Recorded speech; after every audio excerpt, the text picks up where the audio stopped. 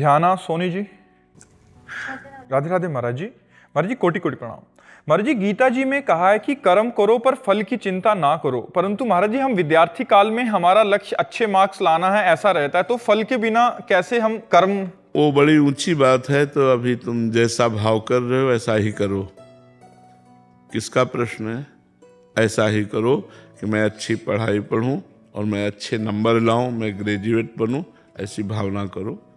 अभी वो अध्यात्म की ऊंचाई की बात है कि कर्म बंधन से मुक्त होने का उपाय क्या है? कर्म करो और फल की आशा न रखो। अभी आप कोई अध्यात्म में थोड़ी चल रहे हैं, अभी बच्चे हो। अगर फल की आशा नहीं रखोगे तुम तो तुम्हारी रुचि नहीं होगी पढ़ाई में। समझो, जब हम फल की आशा करते हैं तो हमारी रुचि ज़्यादा बढ़ जाती है। हम आशा करते हैं कि हमारे व्यापार में अच्छा लाभ हो, और अगर हम आशा ना करें तो इतना प्रयत्न व्यापार में क्यों करें? आप समझना। तो एक स्थिति आएगी जब आप इन सब बातों को प्राप्त करने के बाद भी अशांत होगे, तब आप प्रश्न करोगे कि अब मैं क्या करूं, क्योंकि अच्छी नौकरी है, रुपया भी मिलता है, परिवार भी सब है, फिर भी मेरा मन व्याकुल है। तब आपको अध्यात्म का रास्ता मिलेगा। अध्यात्म में ये बात है कि कर्म करो, फल की आशा मत रखो।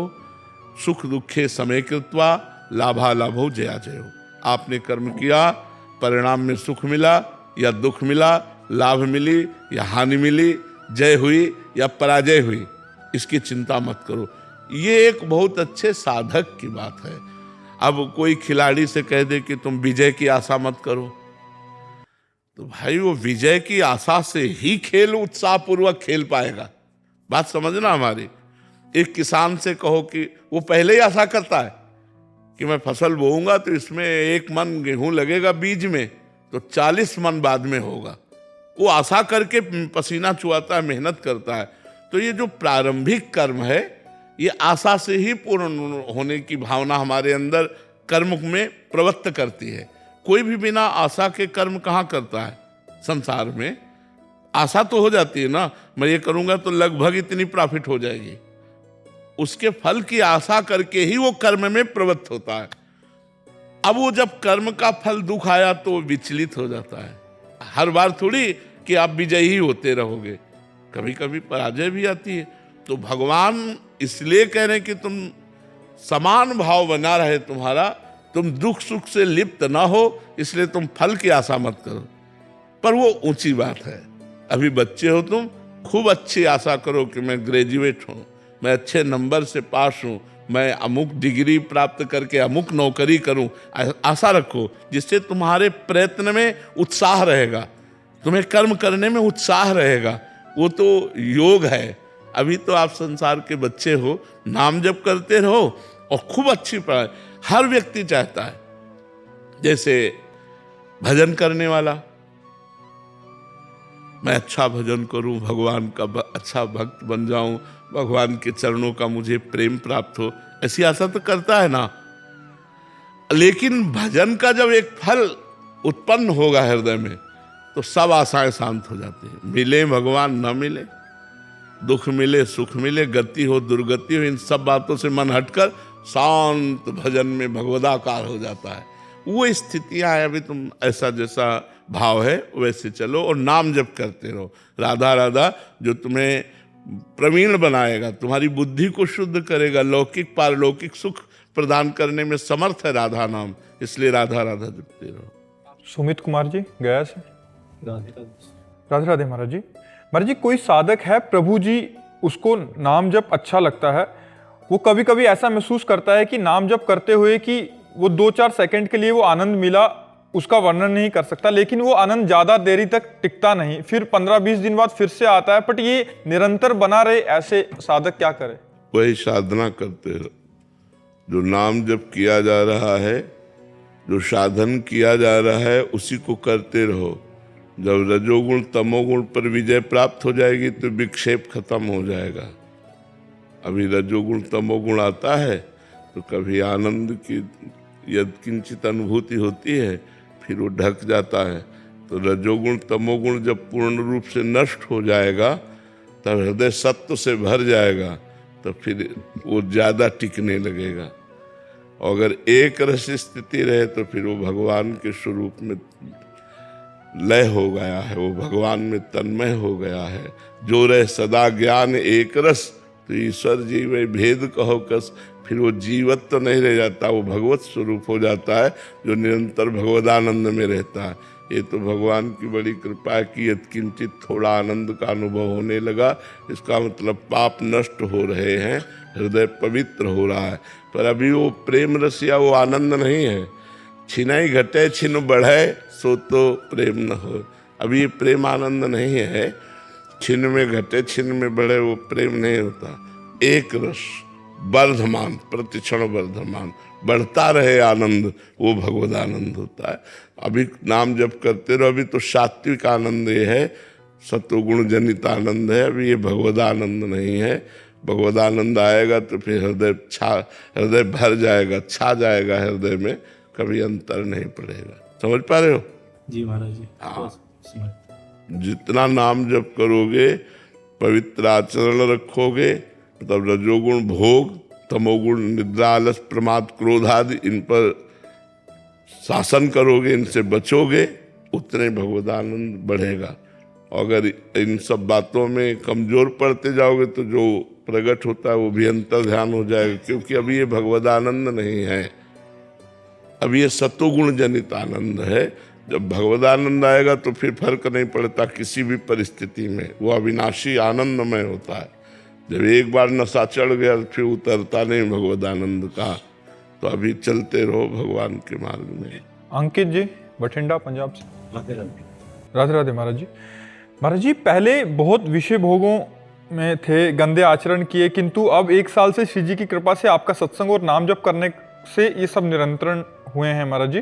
सब कुछ अनुकूल करने की कोशिश भी करता हूँ महाराज जी। पर ये क्रोध ना महाराज जी बढ़ता सा जा रहा है, ऐसे इससे घर का वातावरण भी बढ़ जाता है। इससे क्या ये कोई पुराना प्रारब्ध है या श्री जी की अभी कृपा नहीं? अज्ञान, क्रोध अज्ञान के कारण आता है। उसका मूल जो होता है, किसका प्रश्न है? उसका जो मूल होता है वो कामना होती है। कामा संजायते क्रोधा, और क्रोध बहुत बुरी हालत पैदा कर देता है। जिनको कटुवचन नहीं बोलना चाहिए उनको कटुवचन बोलने लगते हैं, जिनके ऊपर हाथ नहीं उठाना चाहिए उनको हाथ उठाने लगते हैं। ज़्यादा क्रोध आ जाए तो हिंसात्मक वृत्ति भी हो सकती है। क्रोध से भजन बल क्षीण होता है। तो इसलिए जब हमें क्रोध आवे किसी, वो अज्ञान के कारण आता है। द्वैत के बिना क्रोध कैसे हो सकता है? जब हम दूसरा देखते तभी तो क्रोध है। अगर अपना इष्ट देखे वहां कि मेरा इष्ट भी है तो क्रोध नहीं आएगा। उमा जे राम चरण रथ, विगत काम मद कोह, निज प्रभु मैं देखे जगत, कैसन करें विरोध। जब सब में मेरा प्रभु विराजमान है तो मैं द्वेष कैसे करूं, गुस्सा कैसे करूं? जब प्रभु नहीं दिखाई दे रहा तो अज्ञान है ना। अज्ञान के कारण हमारे अंदर क्रोध आता है। जब हमारी कामना के विरुद्ध कोई आचरण करता है। क्रोध कब आता है? जब हमारी कामना के विरुद्ध आचरण, कामा संजायते क्रोधा, हमारी कामना के विरुद्ध जब बात होती है तो हमें क्रोध आता है। तो जब क्रोध आवे तब मौन धारण करके वहां से हट जाए, एक ही दवा है। मौन धारण करके चुपचाप हट जाए वहां से, अपने को हार साबित करवा दे। और जो जीतने की कोशिश करेगा वहां डटा रहेगा, फिर वो क्रोध, गाली, हिंसा आदि जो उसके लक्षण है वो सब प्रकट हो जाए। घर पे सब बोलते हैं कि इतना क्रोध कर रहे हो तो नाम जप का क्या फायदा है? हाँ, बात तो सही है, बात तो सही है। इतना क्रोध करोगे तो नाम जप का फायदा क्या? और नाम जप से शांति धारण करनी चाहिए ना। तो क्रोध को रोको। देखो 6 शत्रु हैं, काम, क्रोध, लोभ, मोह, मद, मत्सर। अब जब हम भजन में चलेंगे तो अपना विरोध तो प्रकट करेंगे ना। तो विरोध प्रकट करेंगे तो काम ज्यादा सताएगा, पहले से भी ज्यादा, पहले से ज्यादा गुस्सा आएगा, पहले से ज्यादा अहंकार बढ़ेगा। तो हमको डरना नहीं है। रोग को उभार कर नष्ट किया जा रहा है। रोग को उभार कर जो अंदर छुपा हुआ है उसको नष्ट किया जा रहा है। भजन उसे नष्ट कर रहा है। तो खूब भजन करो पर गुस्सा न करो। जब गुस्सा का समय आवे तो शांत हो जाओ, मौन हो जाओ, मानो तुम सुना ही नहीं, देखा ही नहीं, तभी बात बनेगी। अगर उत्तर प्रत्युत्तर तो फिर क्रोध बढ़ जाएगा और हिंसा, गाली गलौज आदि में या अपमानित क्रियाओं में उतर जाएगा, वो ठीक नहीं है। अध्यात्म ऐसा नहीं कहता, अध्यात्म सहने को कहता है। मुकेश शर्मा जी, जयपुर से। राधे राधे महाराज जी। महाराज जी, प्रशासनिक सेवाओं में रहते हुए कई बार कार्यालय कार्यों में साथ के द्वेष की भावना रख लेते हैं और उनके द्वारा परेशान करने पर बदले की भावना रखनी चाहिए या माफ करके आगे बढ़ जाना चाहिए? वैसे चाहिए कि द्वेष करने वाले से भी हम द्वेष ना करें, जो हमारा शास्त्रीय सिद्धांत है आनंद होने के लिए। क्योंकि अगर द्वेष वाले से हम द्वेष करेंगे तो उसका बिगड़े न बिगड़े हमारा बिगड़ता है, हृदय जलता है ना, उसको देखते ही हृदय जलता है और क्रोध आने लगता है कि जिससे हमारा द्वेष भाव दृढ़ हो जाता है, तो फिर हमारे अंदर बहुत गलत बात आती है। तो हमारी वृत्ति जब दूसरे को दुख देने की बात सोचेगी तो पहले हम दुखी हो जाएंगे, वो दुख हो उसको कि ना हो, ये सोच ही हमको दुखी कर देगी। तो हमें चाहिए जहां तक हो सके अपने से ईर्ष्या या द्वेष करने वाले पर प्रेम का ही व्यवहार करना चाहिए, हमको द्वेष नहीं करना। द्वेष अगर मिटाना है तो प्रेम करना होगा। अगर द्वेषी से द्वेष किए तो संसारिक पुरुष होकर जलोगे और कर्म बिगड़ेंगे। अगर सत्संगी हो, साधु संग करो, अध्यात्मवान बनो, तो अध्यात्म कहता है जो तुमसे द्वेष करे उससे तुम द्वेष ना करो, प्रेम व्यवहार करो। तो यदि हम जो हमसे नहीं बोलता है उसको भी हम मन से प्रणाम करें, हम द्वेष ना रखें, तो हमारा हृदय शीतल रहेगा और वो जो करेगा तो उसको भोगना होगा। हमको बचना चाहिए। अध्यात्म कहता है द्वेष करने वालों से प्रेम का व्यवहार करे, द्वेष ना करे, उससे बहुत शांति रहेगी, आपका हृदय प्रसन्न रहेगा। और हृदय प्रसन्न रहेगा तो सब ठीक रहेगा। और हृदय जलेगा तो एकांत में भी जलेगा, वो है नहीं, लेकिन उसके विषय में सोचकर आपको जलन होगी कि नहीं होगी। तो इसलिए बचो इस वो हमारा बुरा चाहिए, हाँ, तो हमारे को कानूनी जवाब देना चाहिए। वो हमारा बुरा चाहे अगर, तो हमें कानूनी जवाब देना चाहिए उसका। जब बुरा करने पर उतारू हो जाए तो फिर अपनी सुरक्षा व्यवस्था, कानूनी कार्रवाई करनी चाहिए, जरूर करनी चाहिए, फिर जरूर करनी चाहिए। यदि हमको लग रहा है कि अब हमारे शरीर पर अहित कर सकता है ये, तो फिर कानूनी कार्रवाई करनी चाहिए, कर लेनी चाहिए, ये करना चाहिए। इस पे नहीं, मतलब अगर हम जहाँ तक हमने पहले कहा, जहाँ तक हम बच सकते हैं, मान लो आप हमसे द्वेष करते हैं, हमारी निंदा करते हैं, हमारी बुराई करते हैं, हमारा अपमान करते हैं, हम सह लेंगे। अब इसके आगे आप हमारे शरीर को किसी तरह क्षति पहुंचाना चाहें, हमारी नौकरी को क्षति पहुंचाना चाहें, हमारे करियर पर आपकी नज़र, तो फिर हम बचाव पक्ष करेंगे।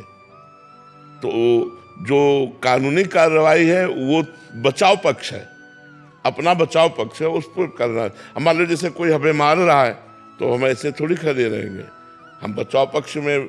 तो ये व्यवहार हम एक सीमा तक की बात कहते हैं। सीमा उल्लंघन हो गया तो फिर, अब जैसे आप हमारी निंदा कर लो, सुन लेंगे, लेकिन हमारे गुरु की निंदा करने लगो, भगवान की निंदा करने लगो, तो अभी आपका हम विरोध कर लेंगे, हम सहेंगे थोड़ी। समझ रहे ना, हम तुम्हें सहने की शिक्षा दे रहे हैं तो हम भी सहेंगे। हमारी निंदा करो, हम सह लेंगे, लेकिन हमारे गुरु की निंदा, हमारे इष्ट की निंदा, हमारे धर्म की निंदा, हमारे राष्ट्र की निंदा, तो हम चढ़ बैठेंगे अभी तुम्हारी जबान पे कि आप हमारे धर्म और इष्ट की, राष्ट्र की निंदा करते हो, हम तुम्हें कैसे। तो एक सीमा तक तो सहा जा सकता है। जब अपने धर्म पर, इज्जत पर, प्राण पर, शरीर पर आवे, तब फिर उसका बचाव पक्ष करना चाहिए, या फिर कानूनी कार्रवाई के द्वारा हम उसका बचाव पक्ष करते हैं और उनको दंड भी दिलाते हैं। तो ये प्रहार पक्ष हुआ, दोनों पक्षों को देख लेना चाहिए। डॉक्टर विजय किशोर चक्रवर्ती जी। राधे राधे महाराज जी। महाराज जी, शिक्षा को भारतीय संस्कृति में यज्ञ के समान माना गया है, पर आज वो लेन देन बनती जा रही है। कृपया महाराज जी मार्गदर्शन करें कि शिक्षक अपने भीतर त्याग, तप और सेवा भाव को कैसे पुनर्जीवित करे। फिर हम उत्तर देंगे, भगवान के नाम में इतनी सामर्थ्य है कि वो तपस्या का तप है, वो ज्ञान का ज्ञान है, वो परोपकार का सबसे बड़ा परोपकार है। नाम जापक सातरति सातरति सा लोकांतारयति। नाम जप में जो प्रवीणता जागृत होती है वो बुद्धिमताम वरिष्ठम, जैसे हनुमान जी के लिए आया है, जैसे हनुमान जी के लिए आया ज्ञान इनाम अग्रगण्यम, तो क्या हर समय सिया राम सिया राम सिया राम। मान लो आप अवतार पक्ष में मत देखिए, उनके साधन पक्ष को देखिए, तो हर समय भगवान के चरण कर कमल में लिए और सिया राम उनके हृदय में चलता रहता। सुमिरि पवन सुत पावन नामू और अपने बस करी राखे रामू।